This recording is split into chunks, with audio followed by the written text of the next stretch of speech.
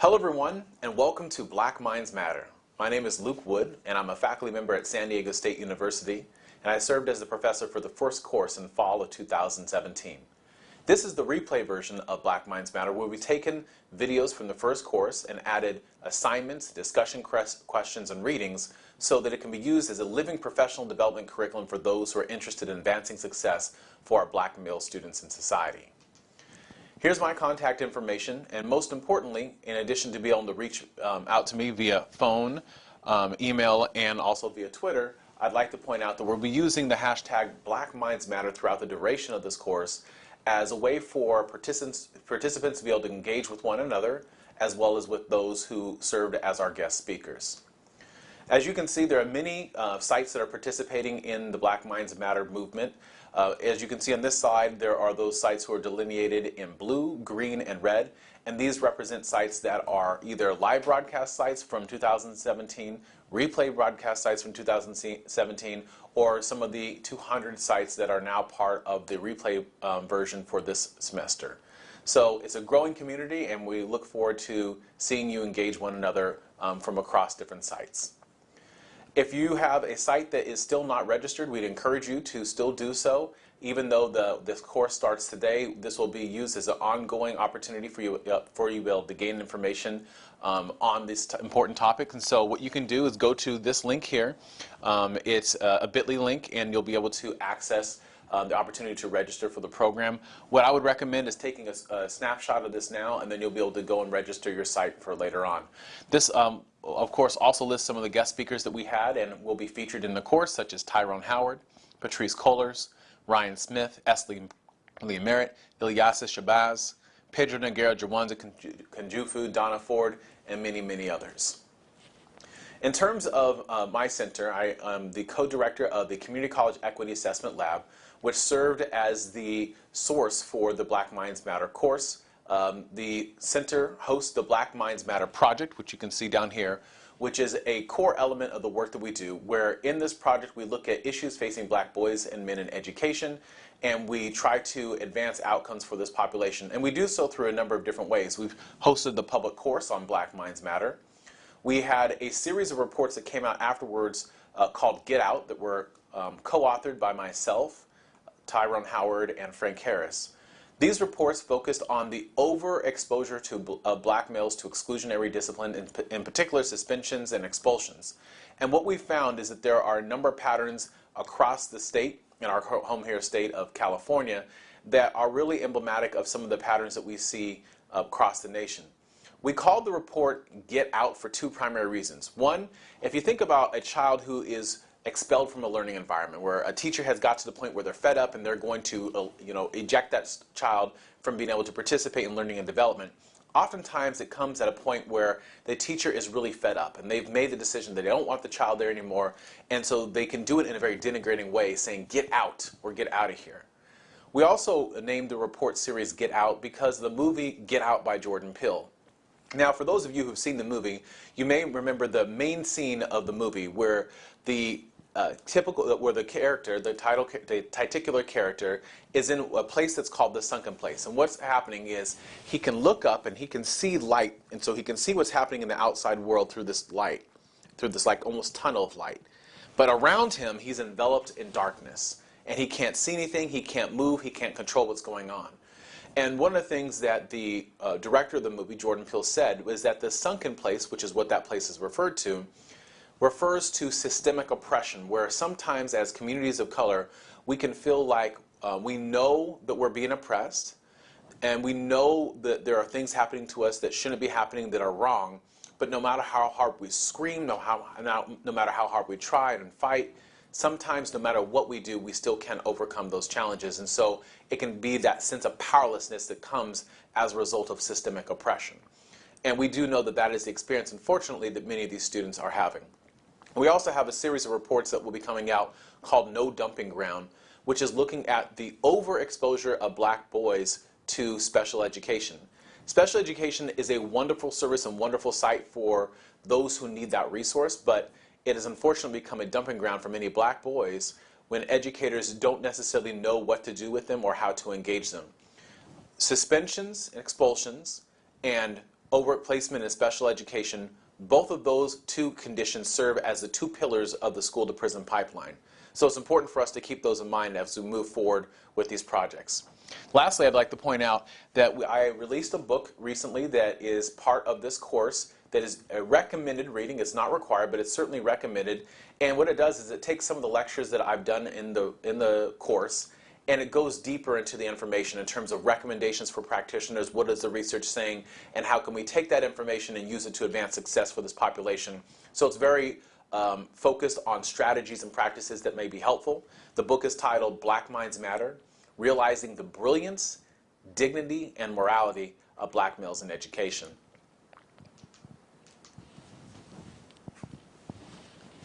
So one of the things that I wanted to talk about that I think is very important and is a theme that is really highlighted in the book, and this is something that hasn't necessarily come directly from myself, but from colleagues in the field. In particular, I'd like to give a shout out to Jerry Scott at Sacramento City College, where I heard one of these terms used. But if we think about the distribution of educators who are engaging our black boys, and think about what are their motivations, what do they think about this population, how are they responding to professional development, it essentially ranges on a continuum for those who are causing harm to those who are causing or engaged in harm reduction. So as you can see in this chart, we believe that the majority of educators are causing harm to our black boys. Why? Because they're engaged in communicating their unconscious bias to them, because they oftentimes are viewed through the lens of distrust, disdain, and disregard, because they're not treated in the same way as other students, and that systemic oppression and racism that they face on a daily basis really serves to cause them harm. Now, as some educators become exposed to different trainings and development opportunities, there can also be the opportunity for someone to transition from someone who is causing harm to someone who is really not advancing harm, but not necessarily pushing against it either. And so even when we have educators who've been well exposed to professional development, we find that they are still in this category where they're causing no harm. But ultimately, what we want to do is, if we want to combat the pervasive distrust, disdain, and disregard that is facing our black boys, then we need to have educators who are engaged in harm reduction, which is where we extol, again, the brilliance, dignity, and morality of black minds, and that's what this book is about. As you can see, the three primary focuses of this entire course series are focused on distrust, disdain, and disregard. Distrust is really rooted in assumptions of criminality based upon the work of Del Ring Sue on microaggressions. Disdain, looking at how we can pathologize cultures and view people as being lesser than. And disregard, where we view some communities as being academically inferior. This is a snapshot of the course syllabus. You can achieve the syllabus or gain access to the syllabus by going to seal.org or by going to jlukewood.com and clicking on Black Minds Matter. The public course syllabus includes this replay version, and it's a condensed version from the original syllabus. In this syllabus, you'll find a number of things, including a listing of our sponsor organizations, including the Education Trust West, the Campaign for Black Male Achievement, MOB, Moms of Black Boys United, Our Scholarship Matters, and the Center for Organizational Responsibility and Advancement. In addition, we'd also like to give thanks and really our gratitude to SDSU's Instructional Technology Services as well for the delivery of the course. In the syllabus, we also identify readings that we think will be important for those who are engaged in looking at this population, whether you're a researcher of black males or you're just coming now to learn more about the literature that's been written. These are 20 pieces that we believe, based upon our team and our assessment of the landscape of literature, are must-reads for those who are engaged in this work. And so we offer this listing as an additional resource. The course syllabus also has the purpose of the course, our student learning outcomes, course prerequisites, which really deal with effective dispositions, and then some additional recommended readings that we think are very important. In addition, we also have the course schedule, which outlines what will take place for each week in the course in terms of the guest speakers and topics, as well as weekly readings that are associated with each of those different weeks. In addition to those weekly readings, we have also provided discussion questions and group assignments. These discussion questions and group assignments are designed to really create an environment where there's more interaction, where individuals are engaging the material in a hands-on way. So the discussion questions are an opportunity for you to reflect upon the material that's been talked about in that particular week, whereas the group assignments are a way for you to put that learning into action. And there's essentially a challenge at the end of each week. And as you can see, at the end of this week, we believe that the challenge should be a short video where you talk about the importance of why Black minds matter. In addition, what we'd like to do is to honor our Scholarship Matters for the work they've done in putting together an incredible line of apparel focused on extolling Black Minds Matter. So they put together a number of t-shirts and mugs and tote bags and other resources. So if you go to ourscholarshipmatters.com, there is a link for Black Minds Matter, and you can look at all those different resources in one place. This is just a screenshot and a copy of the Get Out reports, and just to note that if you want to get access to the Get Out report or some of our other reports that have come out subsequently that are in line with really a focus on overexposure to exclusionary discipline, you can go to our website, seal.org, to be able to obtain a copy. What I'd like to do before transitioning into our speakers is just to highlight a couple recommendations that came out of the Get Out reports that again focused on exclusionary discipline, which I think would be important for us to understand. Now, I'm only going to cover a few of these, so definitely make sure to get a copy of the reports. So oftentimes when we find that Black males are overexposed to exclusionary discipline, one of the first questions is, okay, so what should we be doing about it? So here are some recommendations that we think are important. First, we believe that there is a need for intensive, ongoing professional development. At the bare minimum, on unconscious bias, racial microaggressions, teaching practices for underserved students, cultural competency, and understanding of privilege. These are very important topics in order for educators to be able to engage our Black boys and men from a standpoint where they are essentially trying to engage in that harm reduction. In addition to that, we also recommend that we provide avenues for students to convey their voice. During one of the sessions on Black Minds Matter, you'll hear from Chance Lewis, who says, you know, if you want to find out who the bad teachers are, just ask the students. And we've now tried this at schools since then, where we've given students a list, even children in early childhood education, a list of the different teachers, read their names to them and asked them to tell us, is this a good teacher or a bad teacher? Are they mean? Are they nice? And what's really interesting is that very quickly you can find that the children, they know who are those educators who oppress them, and they also know the many educators who are doing a wonderful job with them. And so we think it's important to honor their voices by simply asking them the question, you know, in terms of those educators who they think are doing a good job with them. We also believe it's important to eliminate suspension in early childhood education. When we're talking about preschool through third grade, there's absolutely no reason that we should find ourselves suspending a Black child, or any child for that matter. And so what we believe is that there needs to be a total elimination of this practice, because if, as my colleague Tyrone Howard says, if we're talking about a child that's only been on the planet for 36 to 40 months, should we really be suspending them from a learning environment? And what kind of long-term implications can come from that? In addition to that, what I'd like to do is offer just a couple recommendations from some of the normal recommendations we provide to those who are community college educators. First, we believe that there are a number of things that educators can do across institutions to better support our Black males. Some of those include leveraging existing initiatives that are already in place. I do a lot of work in community colleges, and there are a number of initiatives that are taking place nationally that focus on reducing food and housing insecurity, that promote student success and equity and acceleration of developmental education, and a lot of different initiatives that we know are very important. We believe it's important for those who are engaged and passionate about issues facing Black males to be at the table when those decisions are being made. It's very important because we believe that the power behind those initiatives, specifically the funding and resources that come with it, can be better used to advance outcomes for this population by making sure that the initiative is attentive to those who are oftentimes disaffected, including our Black males. We also believe that it's important for there to be for a president and for the president's leadership team to convey a sense of buy-in and urgency from campus leadership. So what does that mean?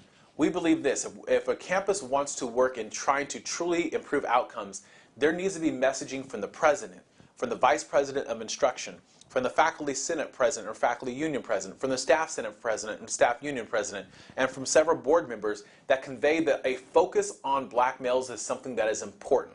Now, this can, of course, be done with a larger focus on men of color or on students of color, but we also have to recognize that the intersection of gender and racial identities and dynamics has produced a unique standpoint for our Black males that must be attended to. We'd also like to recommend that we consider hiring very differently than we do. Oftentimes what we find in terms of hiring practices is that campuses will ask the diversity question, and it'll be something along these lines. Can you tell me about your experiences in working with diverse student populations? This question tells us about an individual's exposure to diversity, not their commitment. If we want to know about commitment, we have to ask them a different question, such as, can you give me 3 ways in which you've changed your teaching and learning practice to meet the needs of diverse learners?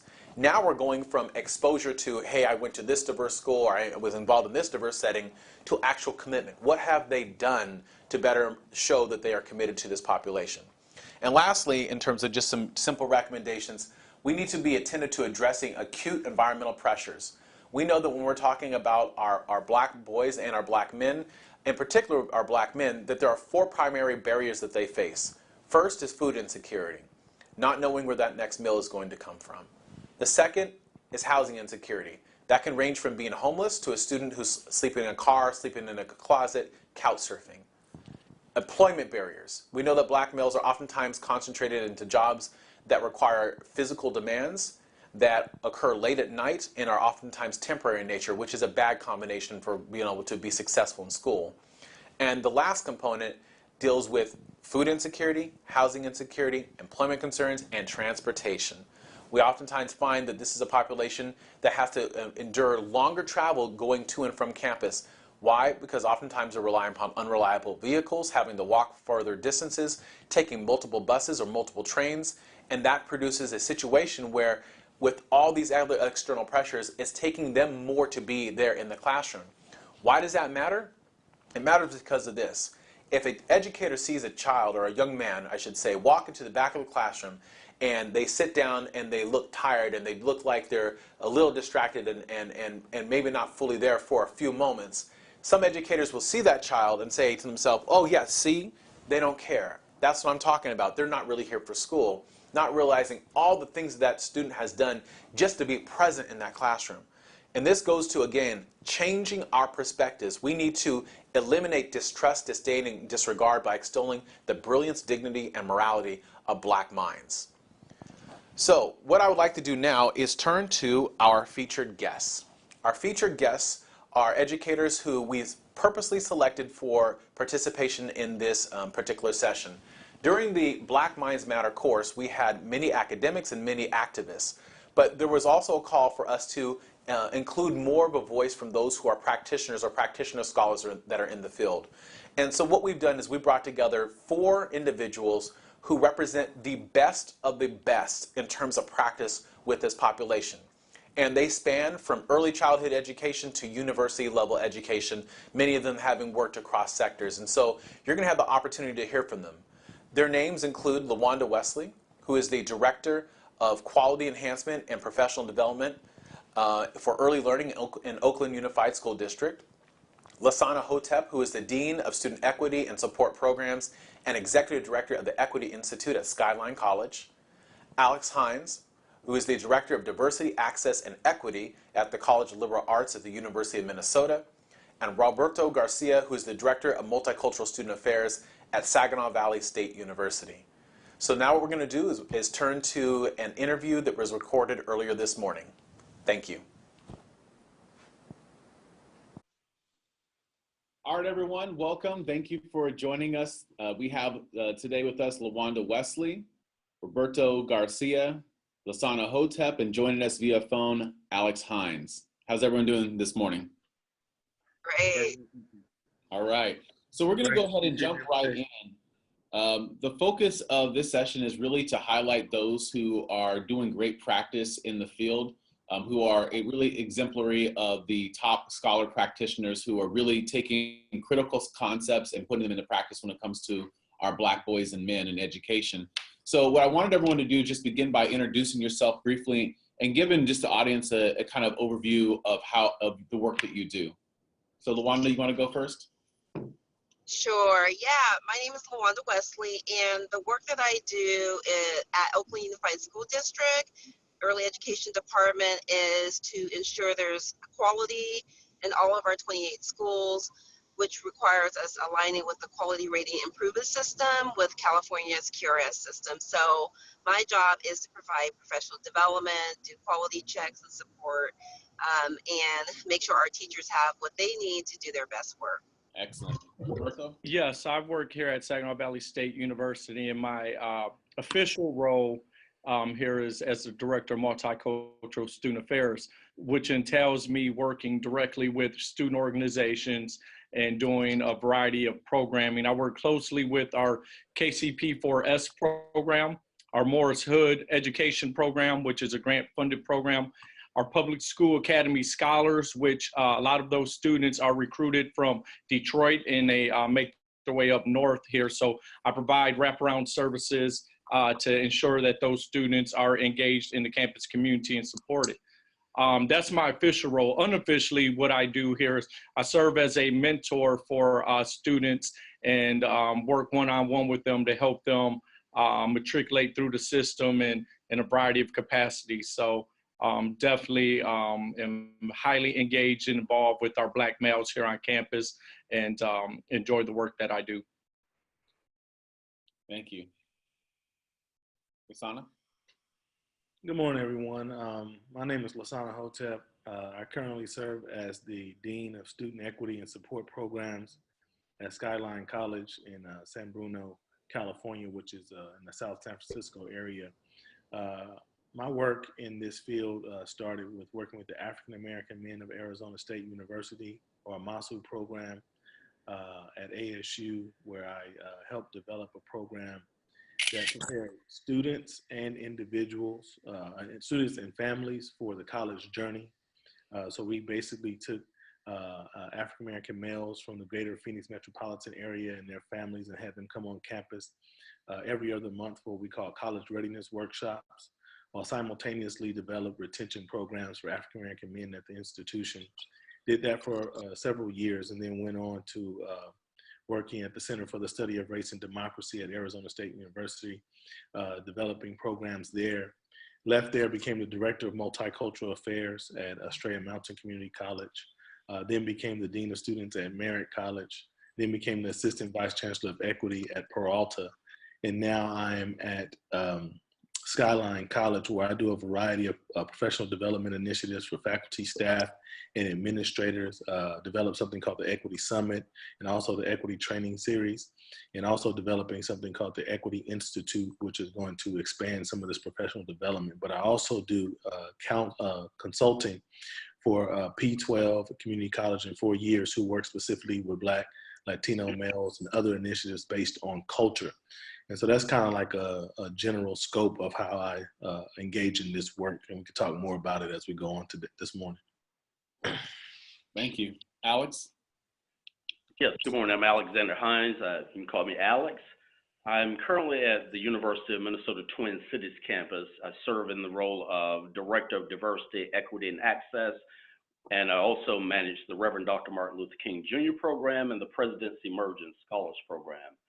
This is going on my 27th year in higher education, my 7th institution, and due to all my positions have either had an academic or student life and development background, it's always been connected to diversity, multiculturalism, and with the hopes and goals of moving towards equity and justice. So my work here is working with the Black Male Institute, which is our College of Education and Higher Development, and attempting to address our Board of Regents resolutions and males of color in the graduation and retention gap.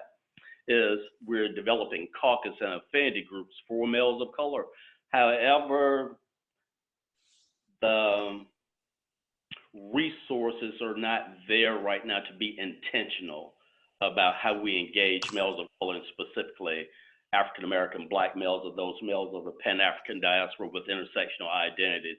So we're attempting to do some of this through Dr. Wood's social ecological model and see where we go, and if we can develop those resources to have some intentional classes, live and learning communities that will impact males of color and African-American males especially. Excellent, excellent. Well, Thank you all for introducing yourself and kind of providing that overview. Now I want to get down to the meat of what you do. Can you talk about how you approach the work that you do differently than many practitioners do in the field?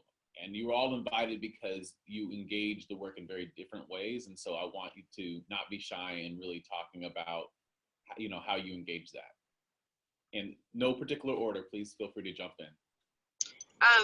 I'll start. I work in the space of early care and education, and since being in this space and looking at some of the work around preschool expulsion and suspension of preschool children, particularly boys of color, and particularly African American boys, and especially knowing that they are expelled over 3 times the rate of their other counterparts. And of course, preschool expulsion rates are 5 times the rate of K through 12. When I realized that young children from the start of their educational journey are being excluded from the classroom and their civil right to have an education, I realized I had to take a stand and start preaching it for the most part from the mountaintop and say, do you understand what you're doing to our children from the earliest age and who's doing it? And it was our early education teachers.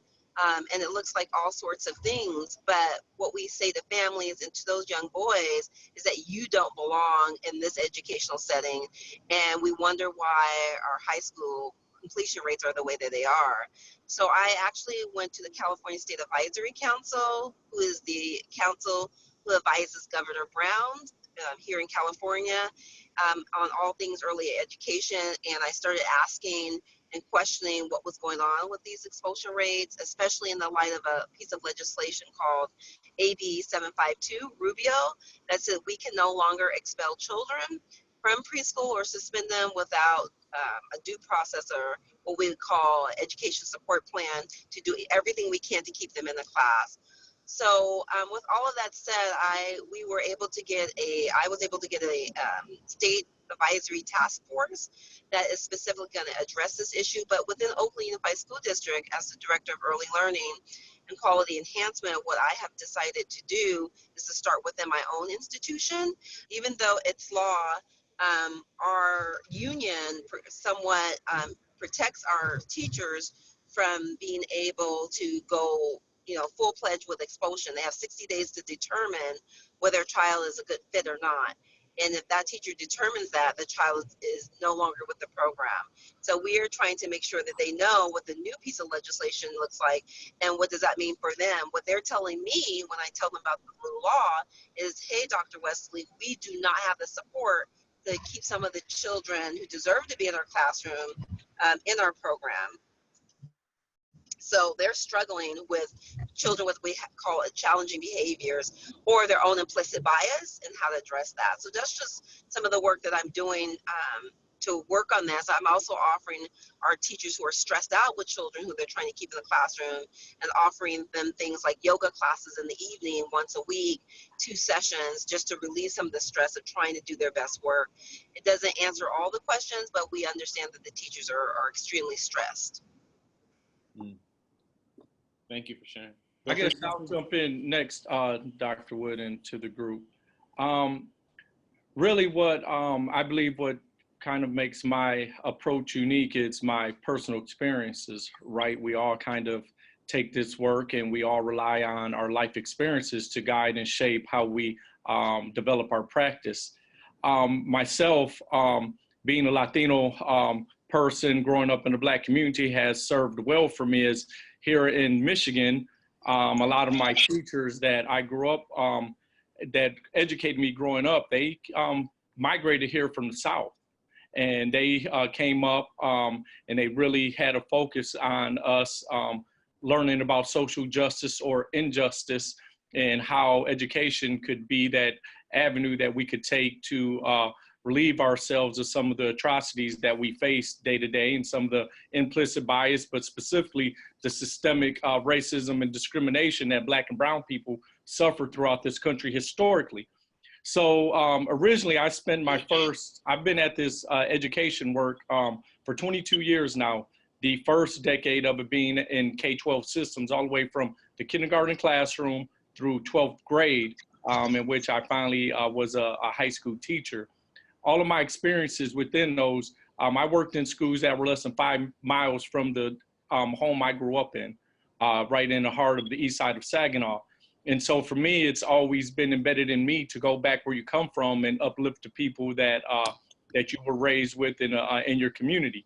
As I transitioned to higher ed, I realized that we have a whole bunch of smart people doing a lot of bad practice here. And that's no disrespect to my colleagues and or the higher ed system.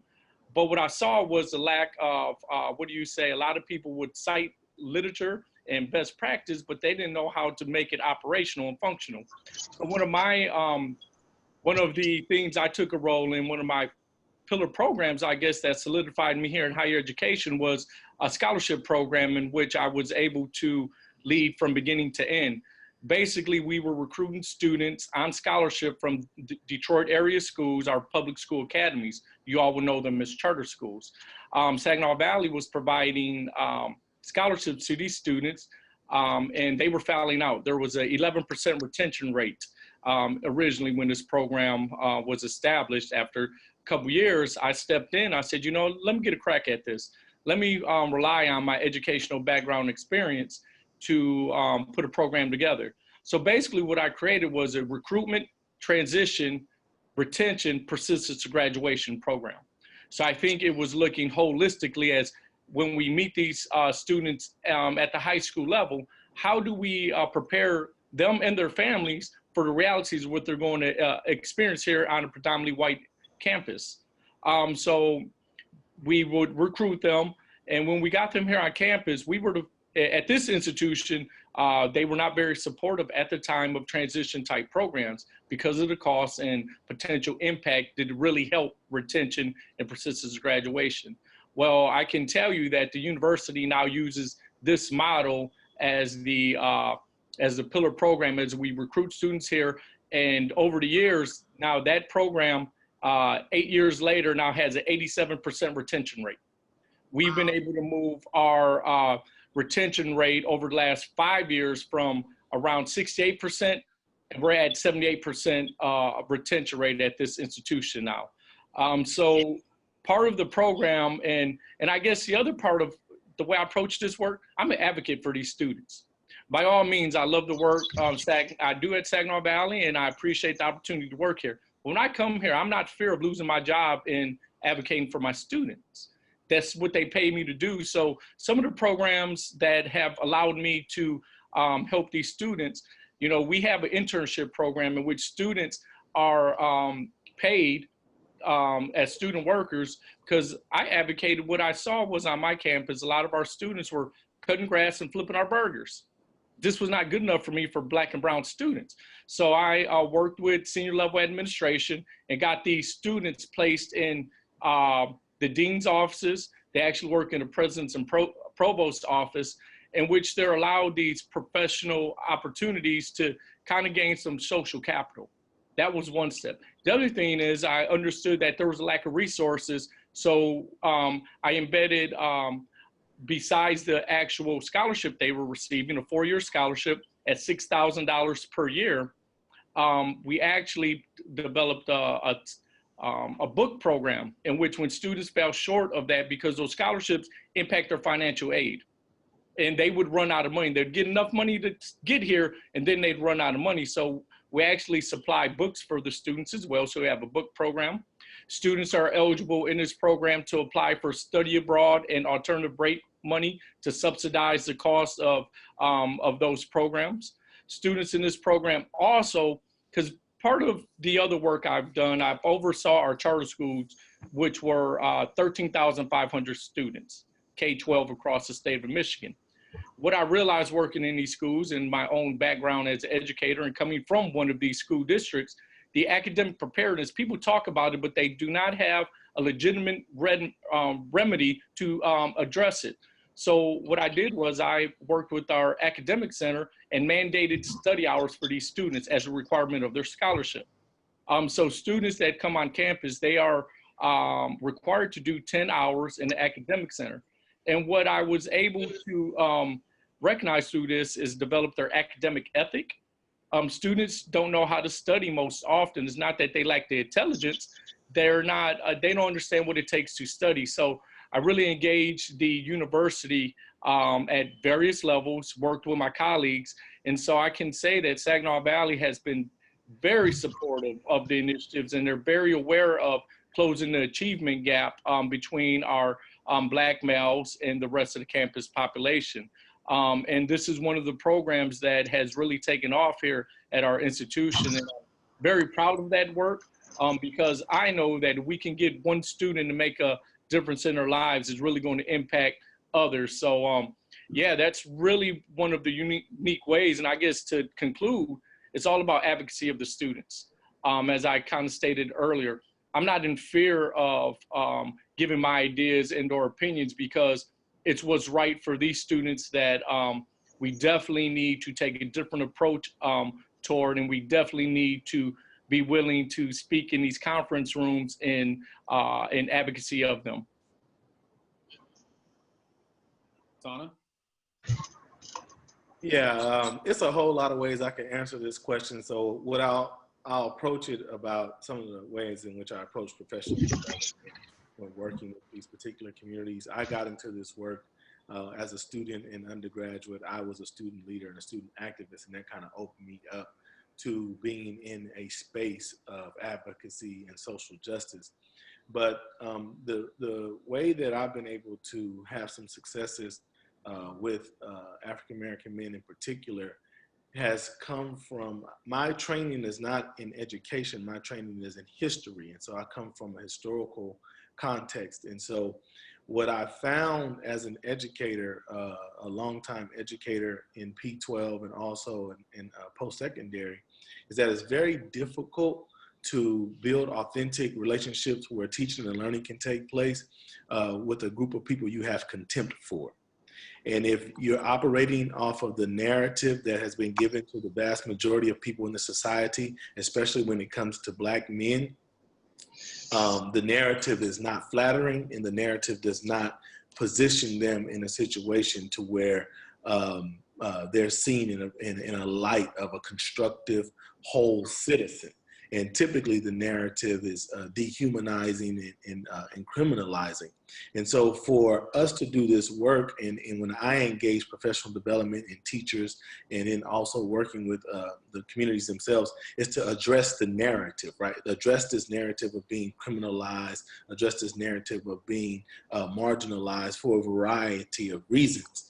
And there's a variety of ways in which I do that. One, we critique the narrative, but then two, we have to have some kind of historical background about these communities. And so my historical research has primarily focused on Black maleness, like the gender component of it, building off of some work by Darlene Clark Hine. And basically, we're talking about what does it mean to be both Black and male.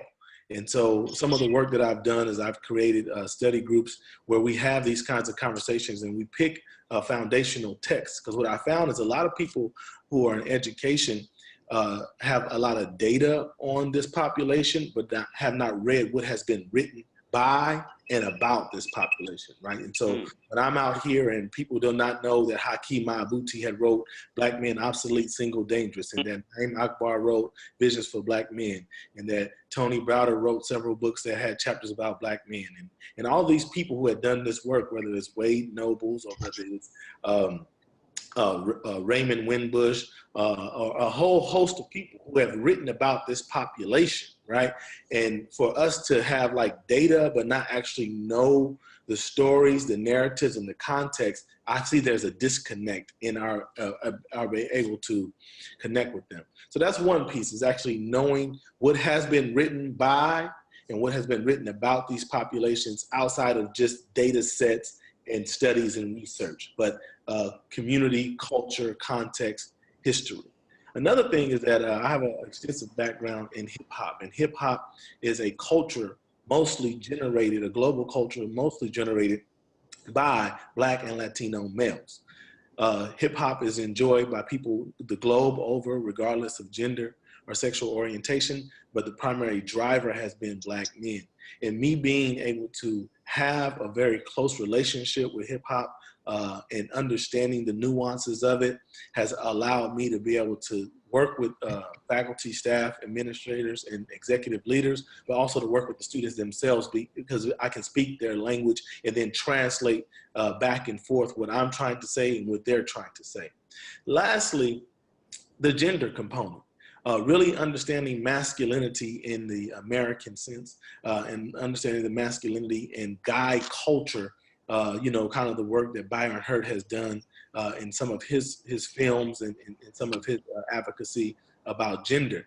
And so understanding what has been written and written about historically, socially, politically about Black men, understanding hip hop as a socializing tool, and then understanding what it means to be a guy, right? And being able to translate that so that we can have teachers and advocates work with students so that they can address this issue of masculinity that in some ways is not constructive, and give the men an opportunity to give themselves permission, right? Give themselves permission to get out of the box that they've been putting themselves in and have been put in, and give themselves permission to thrive in spaces like school. Because if you look at the narrative of masculinity, especially Black masculinity, school and being educated isn't part of that construct, right? And so now when you're trying to teach in a classroom space, whether it's primary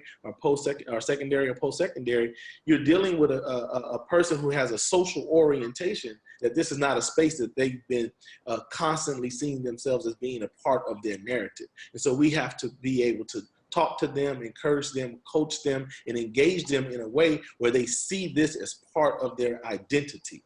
And so identity may not mean a lot to people who are not Black, or especially people who may be classified as white, because they don't have this connection with identity as far as, why are people treating me differently? Is it because of my race or because of my race and gender? But that means something to our community. And if people cannot connect with African-American men and have authentic relationships with them, it's going to be very difficult to have a teaching and learning experience. And so I conclude with this, is the first thing I start out with when I work with people who are working with this particular population, or I'm working with this particular population, is this question: are we teaching material, or are we teaching students? And then once we are able to engage that, then we're able to move from there. Because if you're just teaching material, then you don't care about whether teaching and learning is taking place. You just care about sharing what's on the syllabus or what's on the lesson plan. But if you're teaching students, that's a different type of orientation that requires a different type of skill set, and that requires a different type of approach, especially when you're in communities of color. Thank you, Lisanna. What about you, Alex? What do you think? I don't know what I can add to that. Brother Lisanna, but I am going to hit on some points that you talked about as well. I came into this work after serving 13 years in the military, so coming in with that lens, and the inequity still exists within that lens of being in the military as an African-American Black man. Try to bring some of that work to higher education as well. And my first exposure, and Brother Lisanna, is through Brother Brian Smith and attending the Black Man's Think Tank. I have never seen Cincinnati, Ohio. You know, Cincinnati with Dr. Abercrombie. You talked about Dr. Akbar, some of the other dynamic writers who are out, Dr. Hakeem Adabudi. After I attended that, I'm like, okay, I was already aware of my identity growing up in segregation, being what we call in the South, an octoroon man, but who still lives his life as a Black man. Is that being in a segregated school, you learn this history. So that's my approach, is to address that historical context when working with diverse students, when working with males of color, and specifically African-American males. What I've noticed is, even with my daughters going to school, the section in the AP history course on Black history is so limited in scope that it doesn't provide the information to address the miseducation of our historical contributions to the society. And even not just our sisters of color, our African American sisters, but some of the information that's not addressed from a historical perspective on Black males in general. Looking at that historical perspective again is thinking about systemic policies or systemic structures that rob the African American female, the Black female, of her husband or her man, her partner who they are raising children. I'm just looking at, if you ever seen Pruitt-Igoe, it talks about how African American women, Black women, couldn't have their man in the household. And I'm thinking to myself, well, how did this New Deal Great Society also impact our people, and specifically males of color and African American males?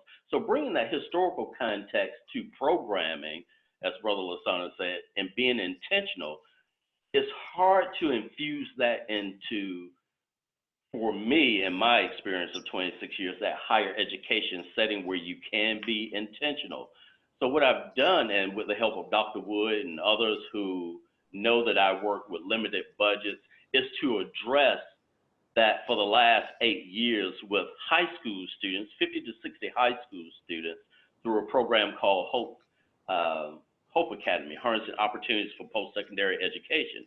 And within that program, we brought students in, and we had the Ideal Male Institute, Ideal Female Institute, where we can bring in those intersectional identities.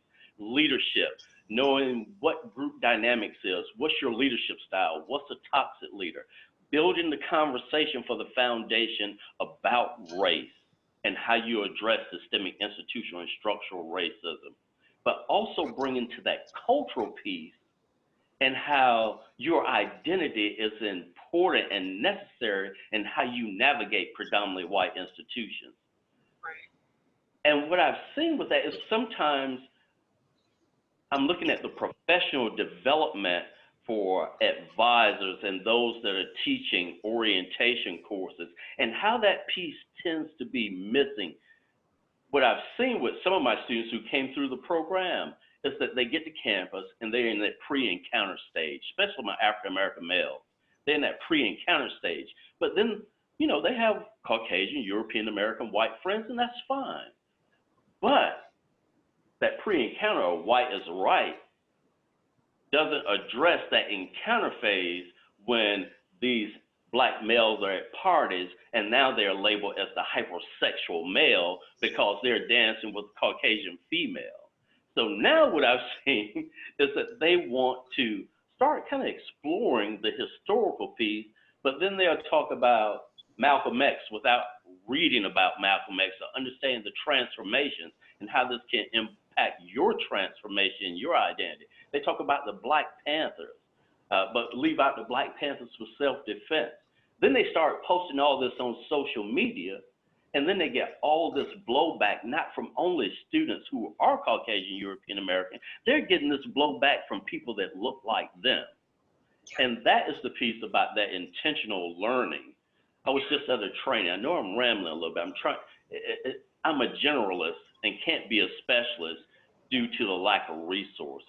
So I went to this training, and what I've noticed in that training is how we don't connect student learning outcomes to student development outcomes and those theoretical foundations that are there to build a foundation, but how do you put those into practice?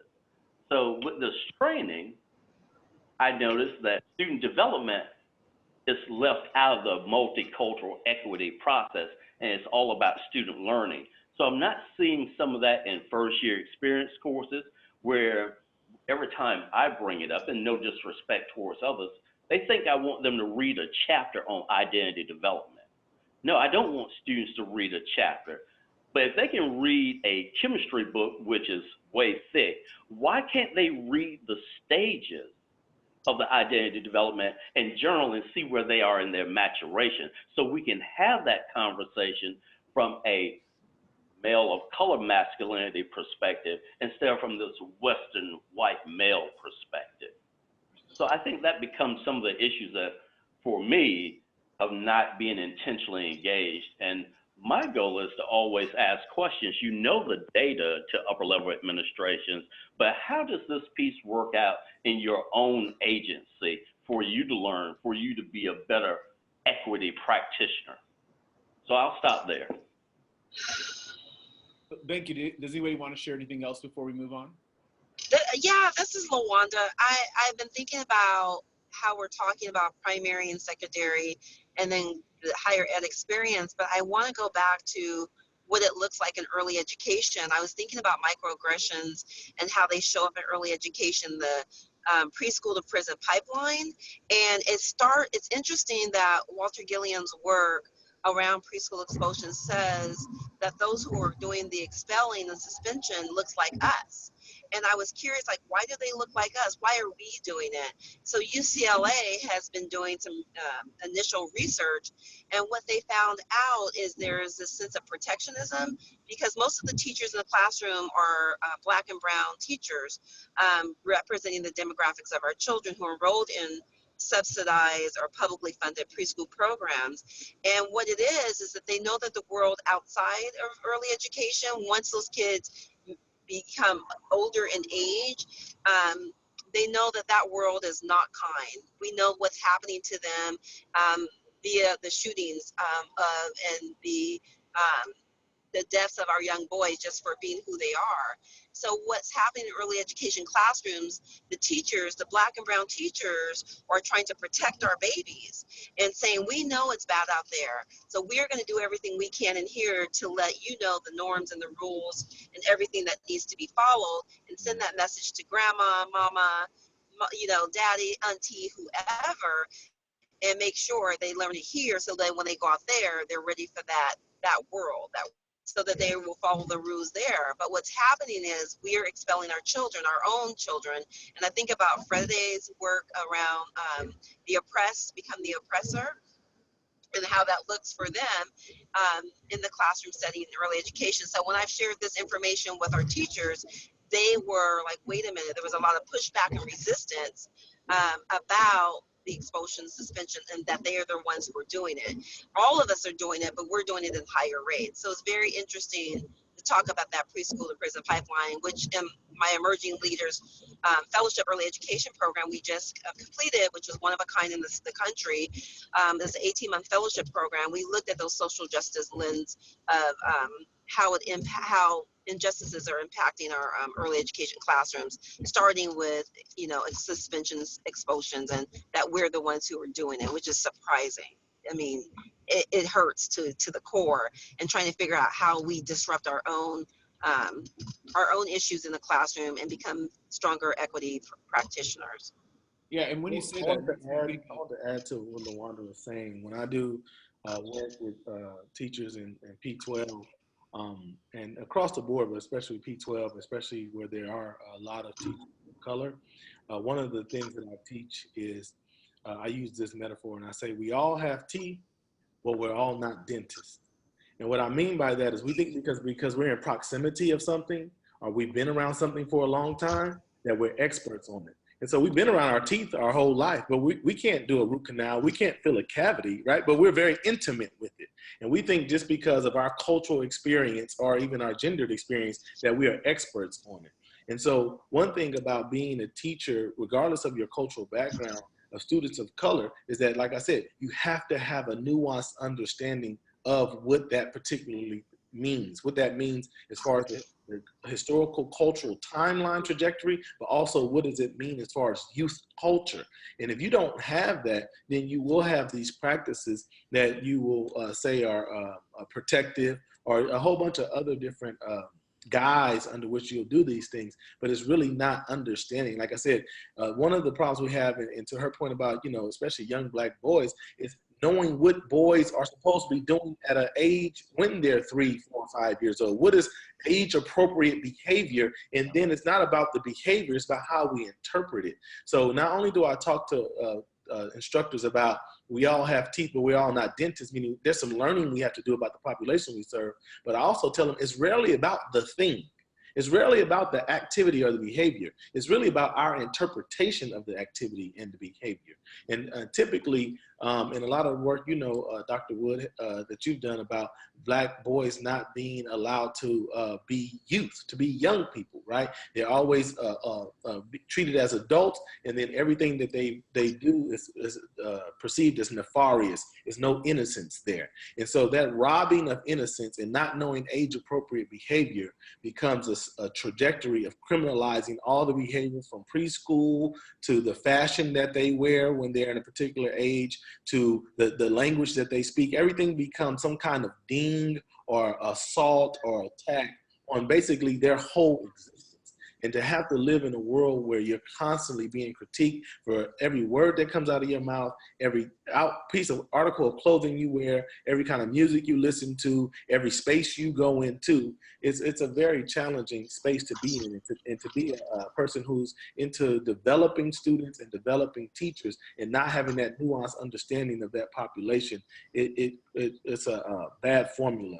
And that's what we need. We need to have some foundational understanding of what this experience means and how we connect what we want to get out of them to their experience. But what I'd like to do is turn our time to talking about what we should be doing in terms of practice. So what I'd like you to do is take a moment to give some recommendations to educators who are in the field. What should they be doing differently when engaging either professional development for educators who are engaging our Black males, or in working with Black males in particular?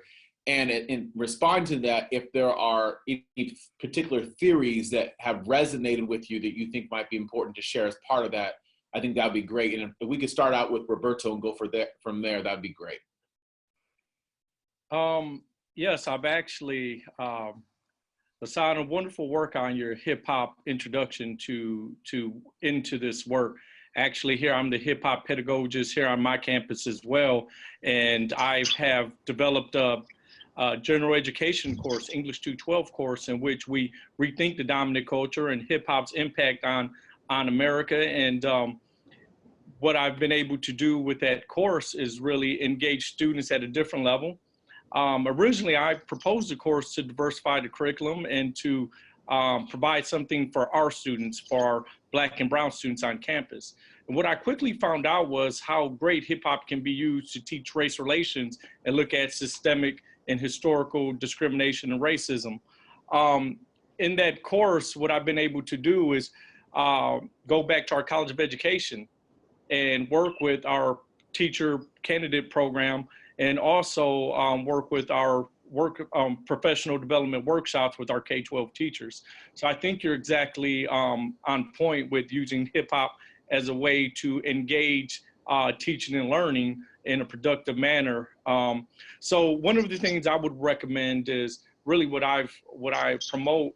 You know, what I realized quickly is that whatever numbers you look at, between 80 to 85% of students of color will be taught by a white female or male in this country. So we really have to engage College of Education to look at teaching differently and prepare these teachers to engage our communities at a level where they're at, besides bringing in their own, stereotypes and misunderstandings of who we are and what we represent.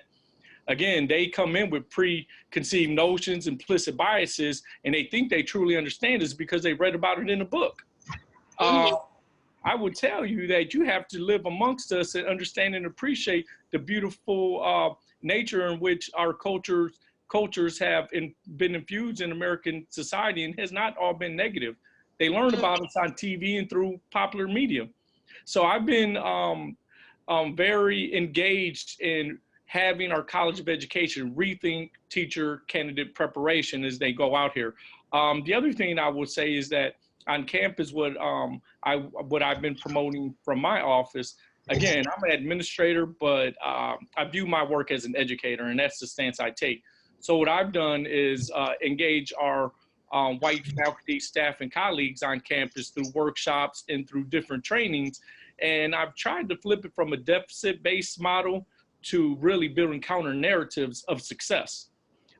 Too often, I believe someone stated earlier that we have the data, we have the research, but often it doesn't go beyond and make it to that practitioner level. So what I press upon my white colleagues, specifically here on this campus, is that they need to rethink their approaches. You know, for something as simple as when they engage our Black males when they walk into their offices.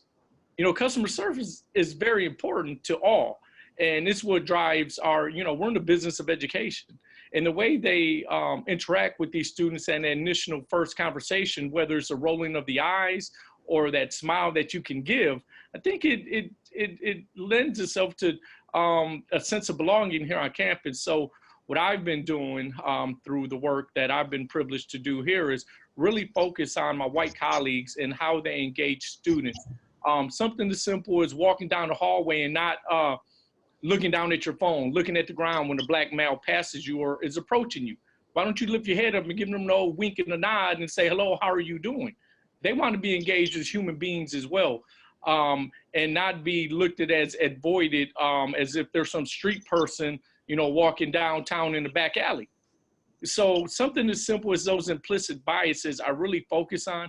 And I can say that what I've noticed working with my white colleagues specifically, a lot of them, they then, after they receive this education, is not about not knowing. Now you know, what are you going to do about it, right? You know, white privilege and the things that, you know, all the literature points to, it is real in our world. It's people of color, and it's something that we struggle with every day. And if my campus community is really going to, you know, put us in strategic plans and say, you know, we're going to close this achievement gap. We're going to retain these students. Well, it needs to become a living and breathing document. It needs to go from the very, I'm not big on putting people at levels, but I will say from support staff level all the way through the faculty and the deans and our president and the leaders of our institution.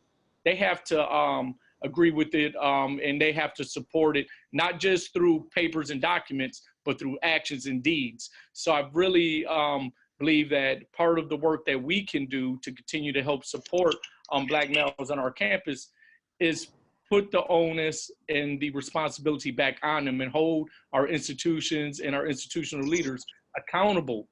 Accountability is very important when we're working with these students. You can't tell us to run a program and not give us the resources. You can't tell us to make a difference and not look at how you're engaging students in the classroom. You can't tell us to make a difference and not support professional development and other initiatives. So I would say definitely trying to find a way to build allies and advocates on our campus to help support our Black males as they matriculate through our system. Thank you.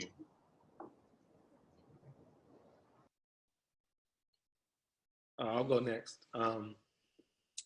So I'll give a couple of responses to that piece. One, like right now, practically, like where you are without any professional development, any training, anything like that, something you can apply is the Black males in your class. You have to find a way, whether it's have them do a free writing assignment, whether it's some kind of open-ended kind of 3-question survey, you have to find what their interests are.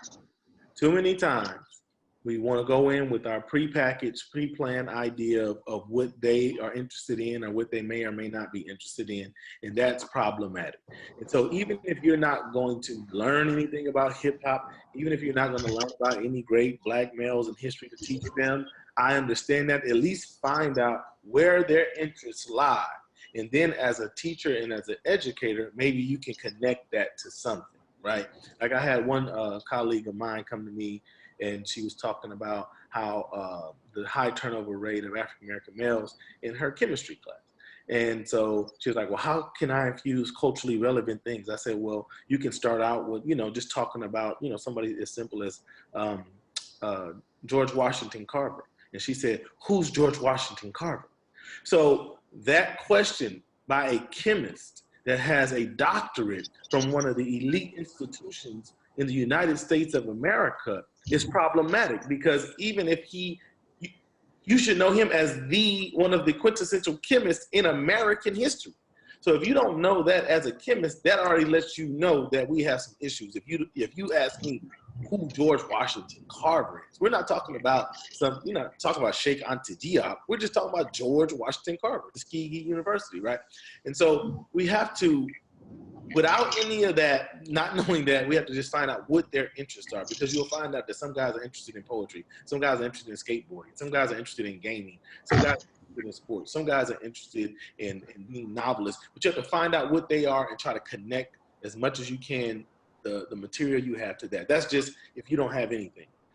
But there is no substitute for becoming educated and understanding what's going on, right?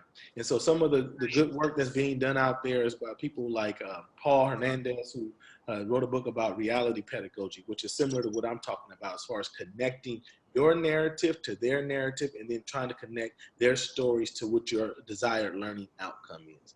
And then you have the work, of course, by Chris Emdin, right, who talks about reality pedagogy, right? And he talks about reality pedagogy in the 5 C's, but Chris Emdin has a very much of a hip hop flavor to his work, but you should become familiar with his work.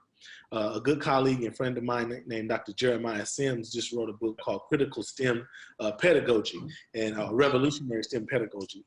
And so he talks about an actual program where he is working with young men of color, and he took that approach that I'm recommending. He said, hey, this is a program about STEM.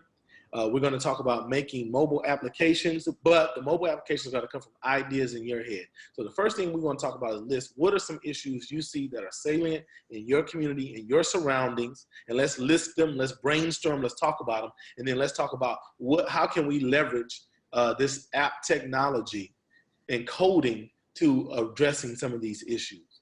And so those are the kinds of approaches that if you have no kind of understanding, no culturally relevant training, that you can do. For administrators, and to my colleague's point that was mentioned earlier, we have an issue with resourcing initiatives for these hyper marginalized populations, especially Black men. And what you have to understand is regardless of the number they make up of the population, they're going to have a large amount of resources if you have gaps. So what do I mean by that? If you look at your data and your data says you have these gaps of however much the percentage is, if you put a part-time person or a full-time person that already has a responsibility and just reassign them that work, at best, you will be able to do is just stop the gap from widening. Yeah. You just stop the gap from widening. That's the best you could possibly do. You know, so that's what we do. We say, oh, we have this issue with this population. Let's find somebody who likes to work with that population, give them $25, right? You have an initiative. If you got a super person, right, to do it, at best they will just stop. It's not going to close the gap. To actually close those gaps, you're going to have to over-resource initially because you're trying to close a gap. You're trying to get rid of a gaping hole, right? You can't. Status quo got you the gap. Right?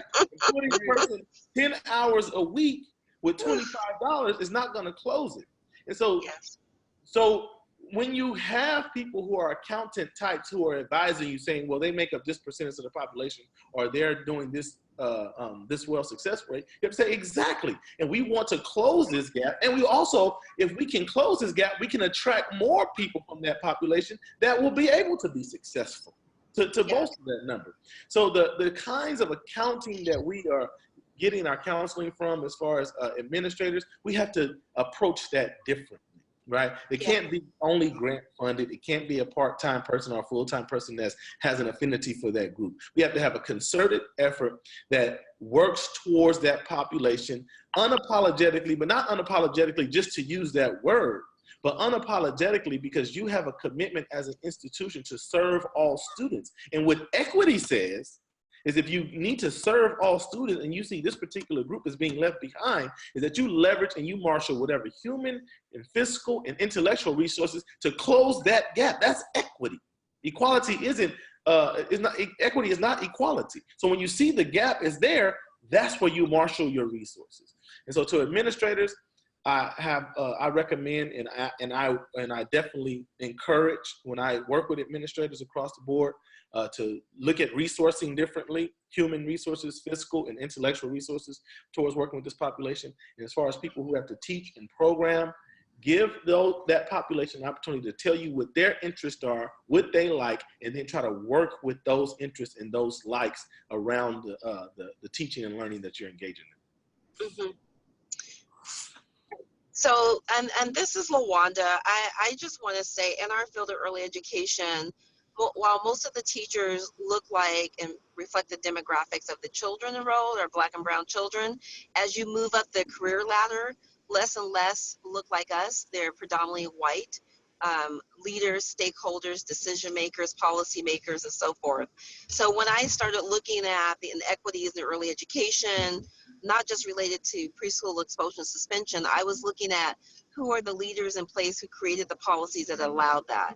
And what I found is that theories like critical race theory, looking and that coming and being situated by a researcher in the field, early education, Gloria Lansing Billings, who does a lot of work around cultural relevant pedagogy, that also look at culturally relevant sensitive curriculum, and how that's taught or not taught, but it's how the critical race theory and looking at culturally relevant pedagogy has helped me use it as a frame to deconstruct who's benefiting and who's not benefiting, who's excluded and not excluded in our field, in terms of professional development for our teachers, leaders who are recruited to be at the top level, making the decisions that impact our children directly.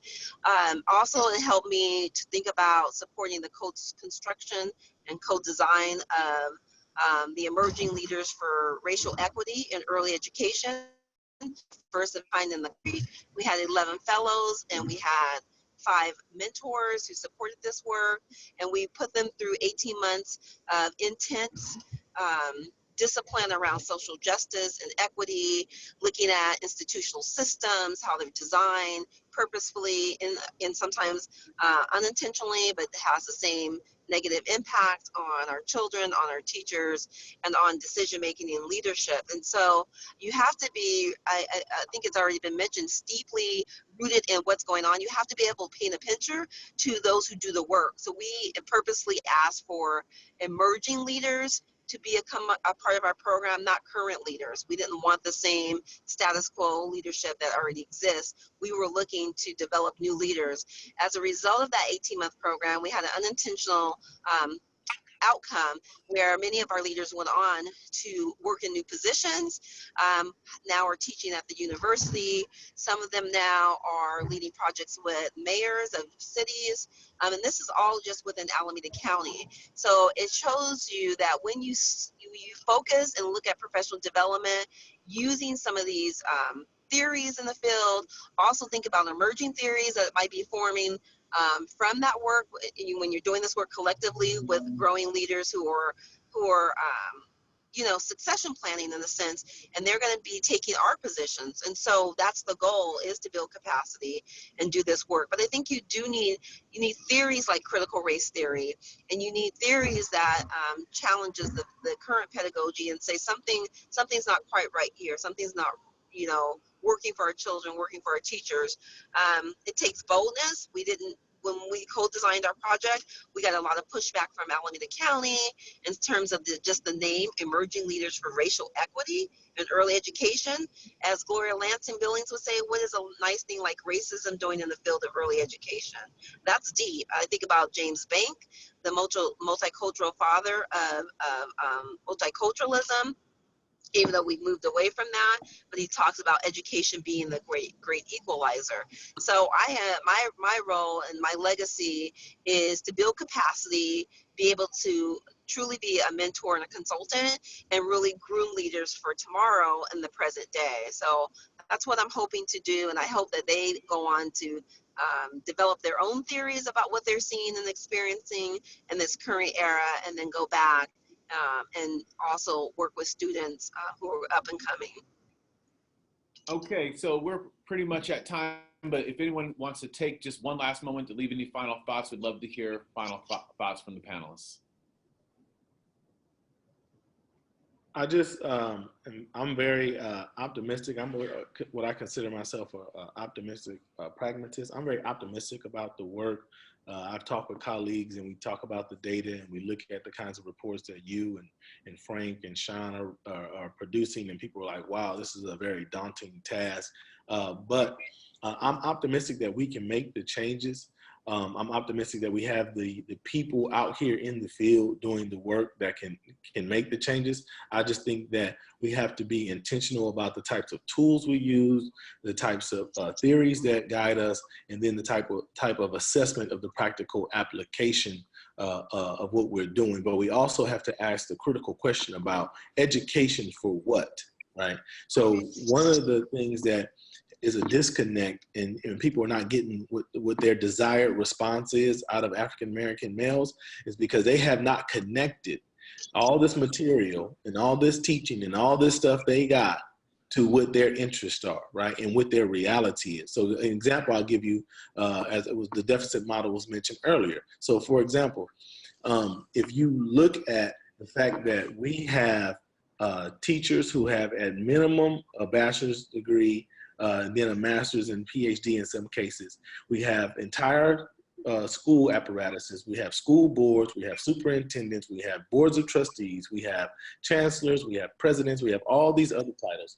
We have all this access to professional development. We have continuing education credits. We have the best theorists in the world. We have all these texts and all these books. And then an 8-year-old showed up. And the 8-year-old neutralizes all of that. All of a sudden now we don't know what to do. The 8-year-old has none of those things. The 8-year-old does not have a physical plant, right? The 8-year-old doesn't have all the learning and education. The 8-year-old doesn't have the world traveling experience we have. We got all this stuff we show up with these titles and these business cards and credentials. And then an 8-year-old shows up and we're rendered neutral. How is that possible, right? How are we stuck with this conundrum? Right? We got lesson planning, we got curriculum development, right? We got all these different types of things, but now all of a sudden we can't teach because this 8-year-old shows up and now we don't know what to do with him, right? So that begs to question, is it the 8-year-old who doesn't have any of these things? Or is it the fact that our institutions and the individual who are products of these institutions have not been prepared, right? Have not been prepared to work with the populations that we have. And so if you are a career educational professional and you can't work with a 3-year-old, you can't work with an 8-year-old, you can't work with an 18-year-old, and you can't work with a 28-year-old in a classroom setting, that lets us know exactly squarely where the true challenge lies. Not on the person who shows up at our doorsteps seeking an education, but in our preparedness to deliver. Thank you, thank you. Any last brief final thoughts?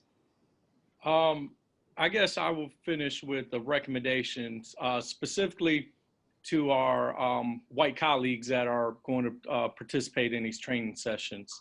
Our passions and our commitment to this population, they need to be serious. We need to be seeking to find authentic relationships. The example I have about this is really perspective is reality for a lot of people. And I know I've heard here throughout my work in education many times from white colleagues, go save those students, Roberto, go save these. And my black and brown colleagues, we hear this savior mentality.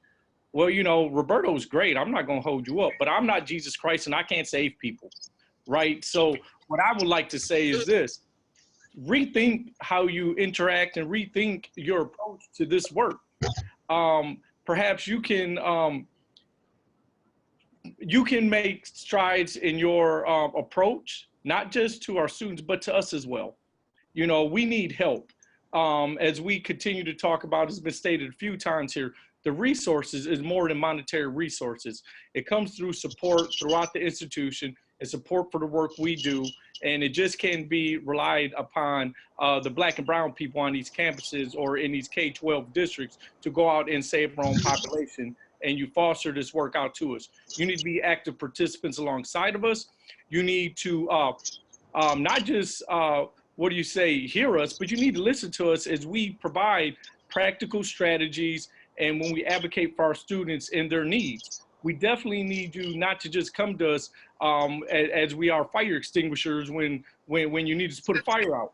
How come I would implore you to listen to us as we are advocating in these boardrooms and in these meetings to listen to the strategies we're telling you. So I guess that's why I want to, and my final thoughts on this is just that. Please use these trainings over the next couple of weeks to look at, seek to understand how you can apply this to your daily existence as you work with students throughout the system. And just thank you, Dr. Wood, and thank you, fabulous colleagues. I've learned a lot from you as well today. So I will conclude with that last statement. My final thought is very short. It's actually a question.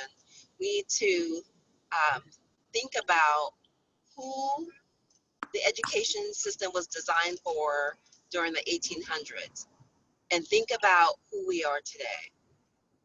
Where is the alignment or misalignment? And that's it. All right, everyone. I just want to thank you again for your time and for joining us and for affirming that Black minds do indeed matter. I appreciate your insight, your commitment to our people, and for the time that you set aside today to share your wisdom with others. So we just want to thank our guest speakers for sharing their knowledge. I hope that you'll take the time to reach out to them and thank them for taking time to share their wisdom with us. So now what we'll do is we'll just turn to this last part of our course for today, which is the discussion questions. So in your groups, we would encourage you to engage these questions. We encourage you to take a picture of this that's available on your screen. And the questions are as follows.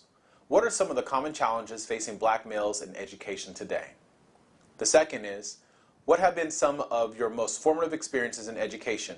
What did these teach you? Because we think it's important to have an understanding of those experiences because those experiences ultimately socialize us for later experiences in life. And unfortunately, when we're talking about our Black males, those experiences can oftentimes be less than ideal. And lastly, and most importantly, what can you do differently tomorrow that can better support the success of our Black boys and men in education? So again, thank you for joining us for the replay version of Black Minds Matter. The rest of the videos are already uploaded to YouTube along with the course syllabi. So feel free to dig in, to learn, and to remember to extol the brilliance, dignity, and morality of our Black minds because Black minds matter.